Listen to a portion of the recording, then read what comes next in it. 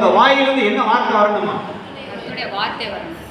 ஒருவேளை உங்க குடும்பத்துல சண்டை வந்துகிட்டே இருக்கு அப்படின்னா நீங்க சொல்லணும், இனிமே எங்க குடும்பத்துல போராட்டம், வேதனை, சண்டை, சச்சரவுகள் வரவே கூடாது ஆண்டவர், எங்க வீட்டின் மேல் இருப்பதாக. ஆமென். ஹல்லேலூயா. கர்த்தாவினுடைய வார்த்தை எங்க குடும்பத்தில் இருக்கிற எல்லாருடைய நாவிலும் இருப்பதாக. ஆமென். ஹல்லேலூயா. இதெல்லாம் சொல்லி பழகி கொண்டால் யாருடைய குடும்பத்தில் என்ன நடக்காதா? சண்டையே வர காரணம் நீங்க ஒரு ஆள் ஜெபிக்கிற அந்த ஜெபம், அந்த வார்த்தை எல்லாருடைய நாவல கர்த்தருடைய வார்த்தைகளை கர்த்தர் வைப்பார். ஆமென். ஹல்லேலூயா. பிசாசுடைய வேலை குடும்பத்துல பகைகளை உண்டு பண்ணக்கூடிய வேலை பிசாசுடைய வேலை. ஒரு வாழ்க்கை எப்படி புரட்டலாம்?